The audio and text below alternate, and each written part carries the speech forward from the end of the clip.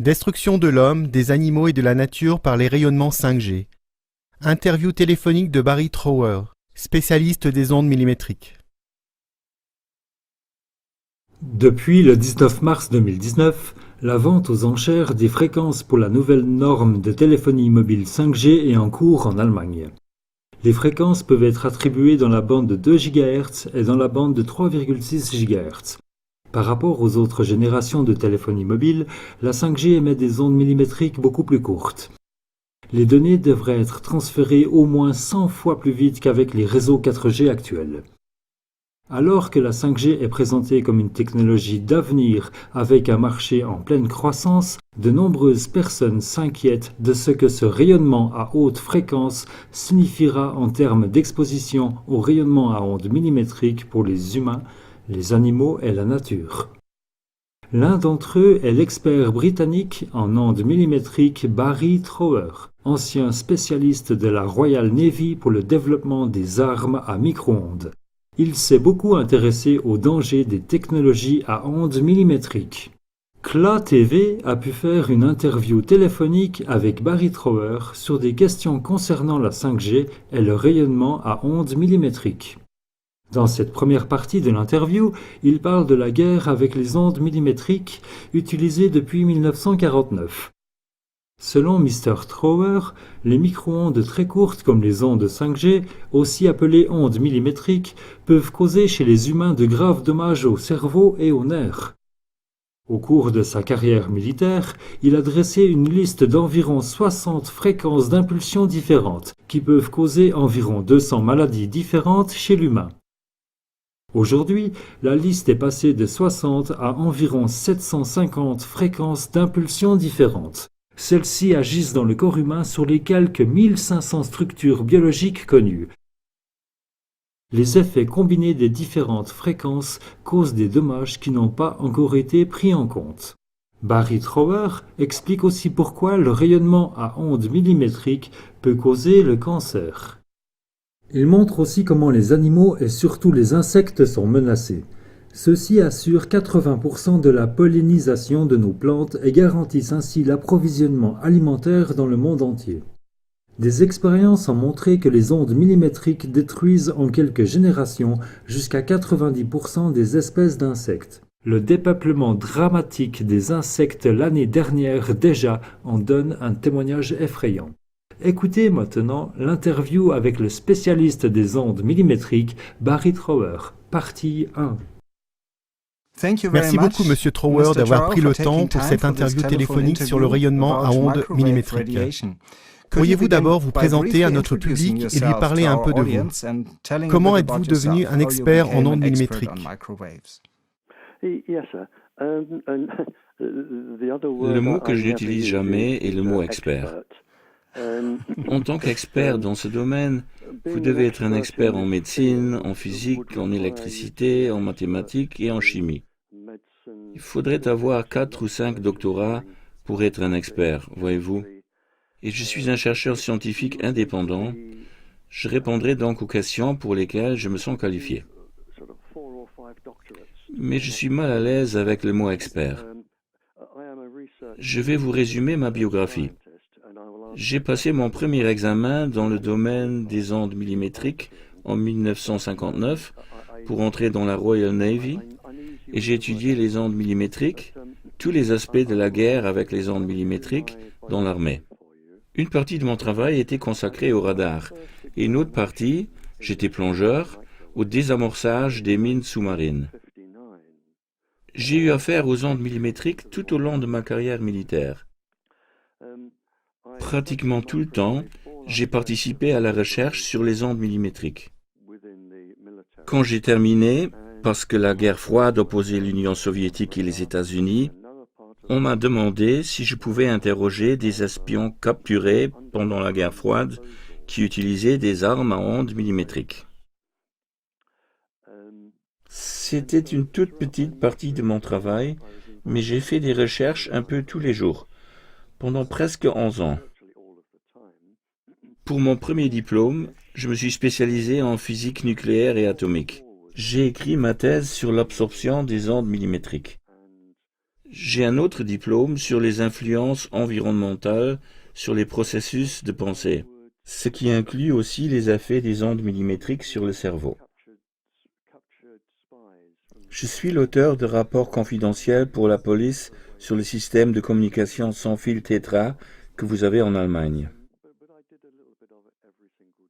Je suis également l'auteur du rapport hautement confidentiel destiné au cadre supérieur de la police sur le système radio Tetra.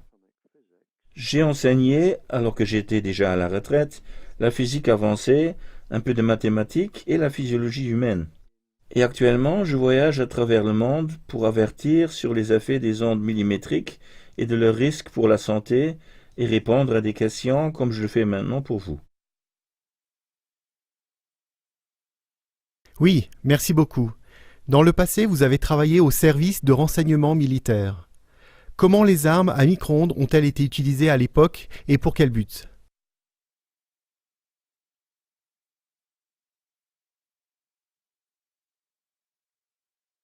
Je n'étais pas employé par le service secret militaire, mais j'ai fourni des renseignements venant d'un ministère gouvernemental au MI5 et au MI6.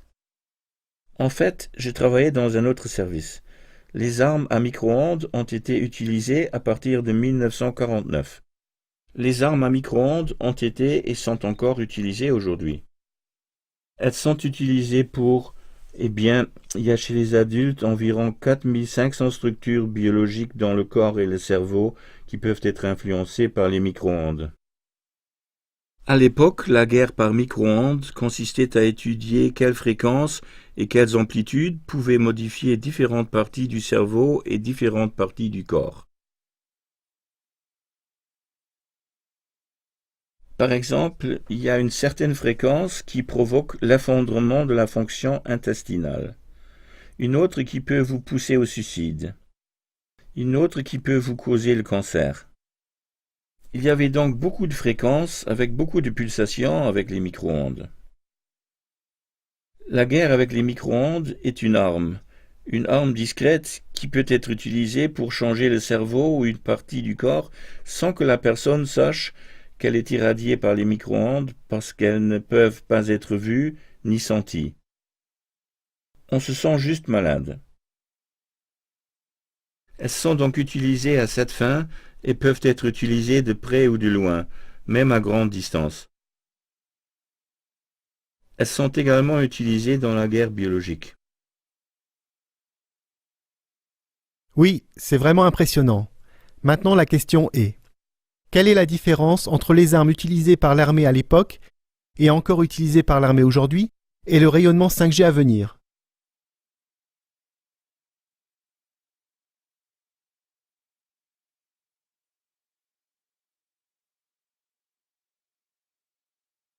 Je prends juste une gorgée de ma tasse de thé. Alors, quelle est la différence ? Il y a une seule différence. En fait, deux des fréquences 5G sont connues pour être des armes mortelles. Le problème est qu'on ne peut pas le dire à l'industrie parce qu'elle décide de ne pas vous croire. Mais cela est publié dans plus d'un article depuis les années 40 et 50. En fait, certaines des expériences antérieures, et j'ai la documentation, certaines des expériences antérieures avec des ondes dites millimétriques ou 5G ont été réalisées sur des humains pour causer de graves dommages physiologiques et des dommages neurologiques encore plus graves. Une des fréquences 5G, une des gammes de fréquences 5G les plus élevées, est en cours de test en ce moment. C'est ce qu'on appelle le déni actif qui a lieu. Son surnom est le grogneur, et elle sert à contrôler les foules. Je sais que quand elle a été testée sur des soldats, elle les a immédiatement mis à genoux. Pour répondre à vos questions, si on jette un regard en arrière sur la guerre froide des années 40, 50 et 60, quelle est la différence par rapport à aujourd'hui ? La seule différence est que les armes à micro-ondes sont devenues plus sophistiquées et plus précises pour causer des problèmes et rendre les gens malades dans une partie spécifique de leur corps. Je vous cite un exemple. Quand j'ai interrogé les espions, c'était toujours de leur plein gré, avec respect, en prenant une tasse de thé ou de café. Et quand je parlais à ces espions, j'ai recueilli une liste d'environ 60 fréquences de pulsations différentes qui pourraient probablement causer 120 à 200 maladies différentes, neurologiques et physiologiques. Aujourd'hui, la liste actuelle est passée de 60 à environ 750 fréquences de pulsations différentes.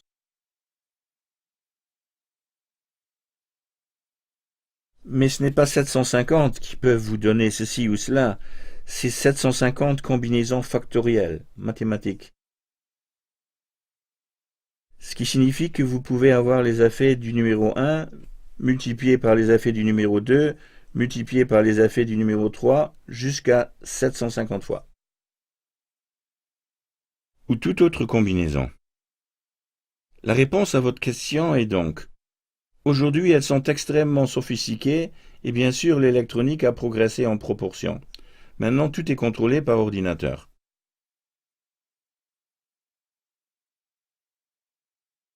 Oui, restons un peu plus longtemps avec ce système 5G en cours d'introduction, ou devant être introduit comme système de communication entre les gens et de télécommunication entre les objets. Qu'est-ce que vous diriez? Quels sont à votre avis les dangers? Ou à quel point ce rayonnement 5G est-il dangereux? Et quels sont les principaux dommages auxquels vous vous attendez pour les humains, les animaux et l'environnement?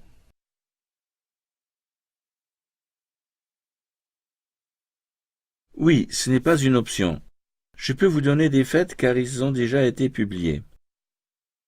Ce sont des longueurs d'onde plus courtes, ce qui signifie qu'elles causeront plus de troubles. En ce qui concerne l'homme, vous pouvez vous attendre à des dommages aux yeux, aux oreilles et certainement au niveau de la peau. Les organes de reproduction seront endommagés. Elles seront donc très nocives pour la surface du corps. Mais les ondes 5G ne viennent pas toutes seules. Elles se combinent avec d'autres fréquences qui pénètrent plus profondément dans le corps. Il y a déjà eu des publications au sujet des animaux. Il a déjà été démontré que des bovins sont morts, vraiment morts, dans un champ où les ondes 5G ont été testées. Et nous ne parlons pas de quelques-uns seulement. C'est environ une centaine de bovins qui sont morts dans le champ où il y a eu les tests. On sait aussi que les oiseaux sont morts près des antennes. Et il a également été écrit et publié qu'elles sont particulièrement dangereuses pour les insectes. Et quand je dis insectes, je veux dire arthropodes ou petites bestioles pour le commun des hommes. Mais les insectes pollinisent environ 80% de la nourriture mondiale. Et des expériences ont montré que jusqu'à 90% des espèces d'insectes ou d'arthropodes sont détruits en l'espace de quelques générations.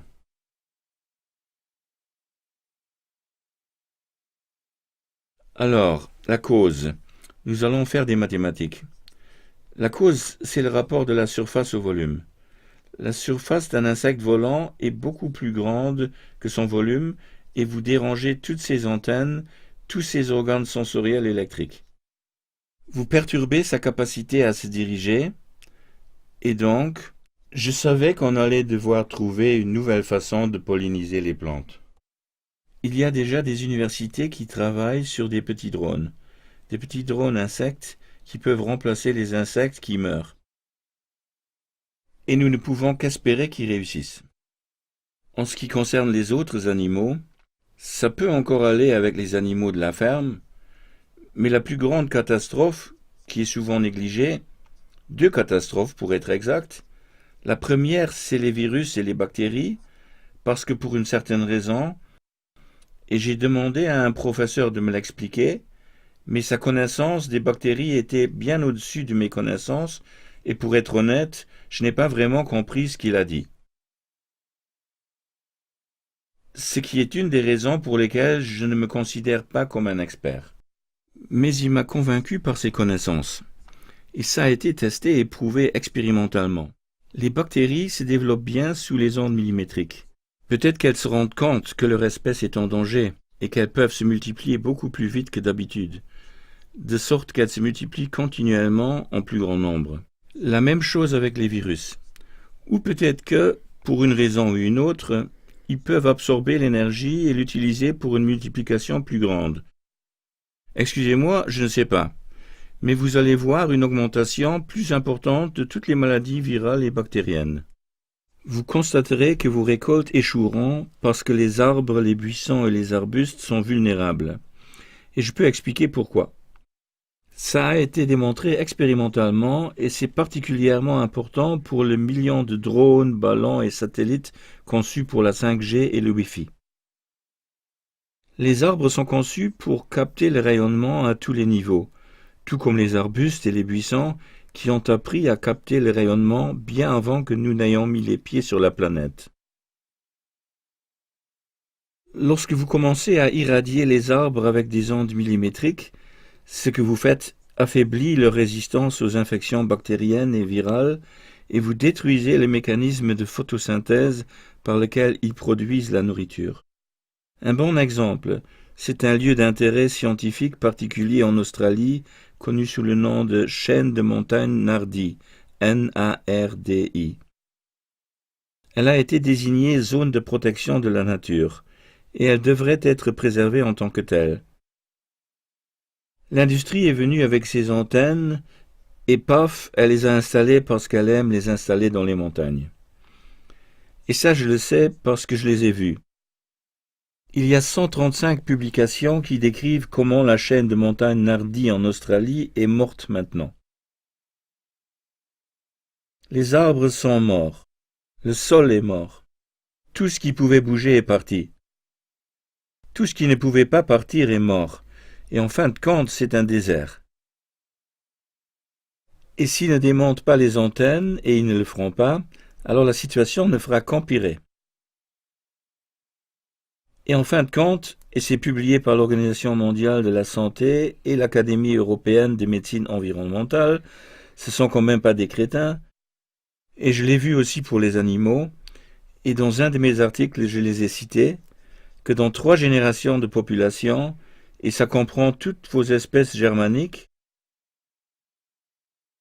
je suis apolitique, et je ne fais aucune différence, que ce soit la personne, le pays où j'interviens, la couleur, la race, je ne fais aucune différence et je dis la même chose à tout le monde.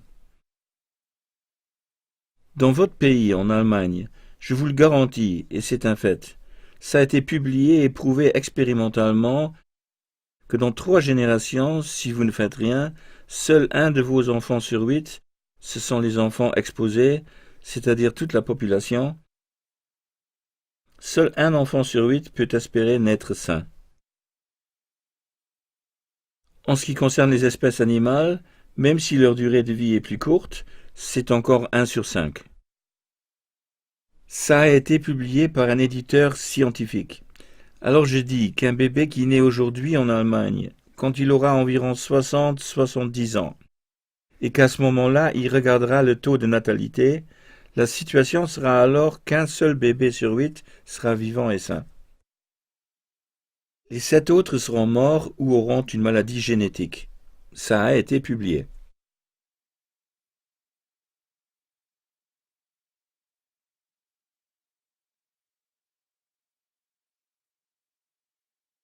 Oui, alors dans le point suivant, j'aimerais examiner ses limites.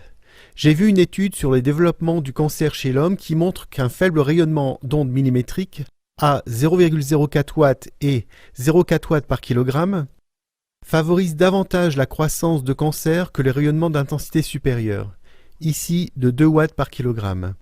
Quelles sont donc les valeurs limites utiles et quelles sont les valeurs limites que vous jugez raisonnables ?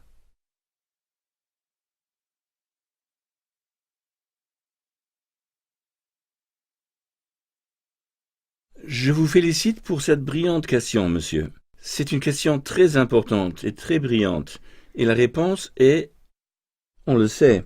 Et cela remonte à l'époque de la guerre froide quand les soviétiques ont irradié l'ambassade américaine avec des ondes millimétriques. Les valeurs des ondes millimétriques étaient incroyablement faibles, et par rapport à la population des États-Unis, et même si on prenait les taux d'aujourd'hui, l'ambassade des États-Unis avait les taux de cancer les plus élevés au monde, rien qu'avec ce faible niveau.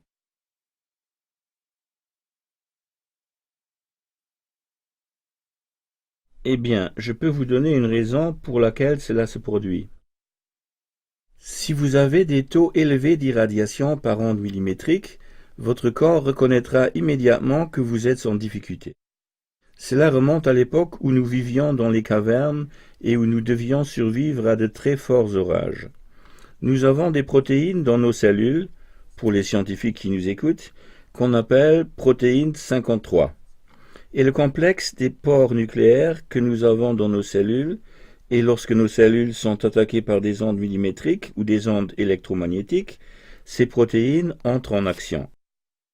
Et elles mettent en mouvement des mécanismes qui réparent les cellules et les défendent. Eh bien, si votre niveau est bas, le problème est que plus le niveau de l'effet est faible et votre niveau bas, plus il est dangereux. Si vous avez un faible niveau, il pénètre dans le corps, il rayonne dans le corps entier et il n'est pas assez fort pour déclencher le mécanisme qui défend l'organisme. Ça peut prendre 18 mois, 4 ou 5 ans, mais les dégâts sont causés très lentement. Et quand vous réalisez que le mal est fait, alors vous avez déjà des cancers. L'analogie que j'aime utiliser ici, qui remonte à l'époque victorienne, lorsqu'une femme voulait se débarrasser d'un époux très très méchant, une des façons habituelles pour une femme de se débarrasser d'un homme était simplement d'ajouter de l'arsenic à sa nourriture. Un peu d'arsenic sans goût et sans odeur. Un peu d'arsenic dans sa nourriture tous les jours et l'homme tombait lentement malade et mourait lentement. C'est vraiment comme ça. En fait, quand je suis à des conférences et que les gens disent « Quels sont les symptômes ?» je dis « Eh bien, c'est un empoisonnement à l'arsenic à faible dose parce que l'arsenic détruit lentement le corps petit à petit et le plomb détruit lentement le cerveau petit à petit et c'est ce que les ondes millimétriques vont faire. » Pour répondre à votre question, monsieur, il n'y a pas de niveau de sécurité. Ils viennent avec des limites qui peuvent être supportables, mais ce qu'ils disent, c'est que c'est plus comme fumer ou l'amiante ou quelque chose comme ça. Le plomb dans l'essence, le plomb dans une peinture. Ce qu'ils disent, c'est que vous n'aurez probablement aucune conséquence avant 20, 30 ou 40 ans. Mais ce n'est pas sans danger. Cependant, les profits de l'industrie sont si élevés qu'ils pensent que ça vaut la peine que vous vous soyez exposé à ce risque, et les ondes millimétriques sont donc utilisées pour la communication. Ça a été publié et j'ai le texte de l'étude. La raison pour laquelle les ondes millimétriques sont utilisées, et ces instructions proviennent de la Defense Intelligence Agency des États-Unis, le service secret militaire américain, et j'ai ce document, c'est qu'il faut protéger la production industrielle. En d'autres termes, puisque l'industrie en bénéficie, les ondes millimétriques sont imposées aux gens. Et c'est fait intentionnellement. Des compteurs intelligents sont installés dans votre maison, que cela vous plaise ou non. Ils sont imposés aux gens pour protéger les profits industriels. S'il s'agissait d'une expérience légitime, elle ne passerait jamais la commission d'éthique comme expérience sur l'homme. C'est trop dangereux. C'est publié.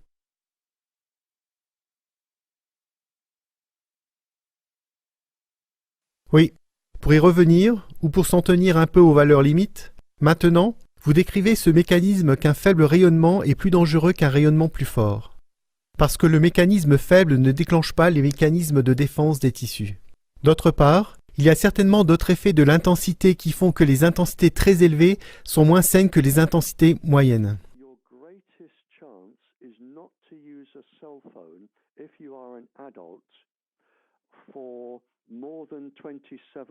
Cela dépend de la durée.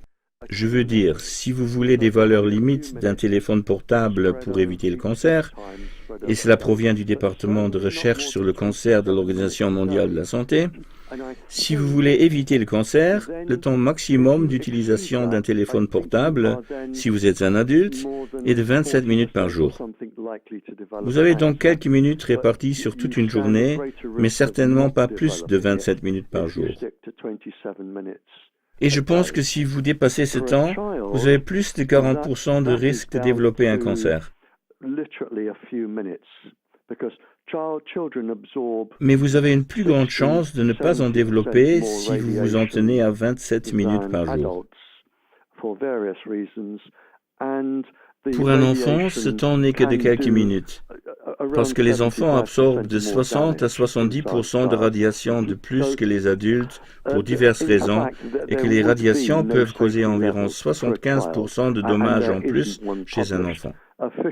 En fait, il n'y a pas de valeur limite sûre pour les enfants. Aucune limite officielle publiée dans le monde entier.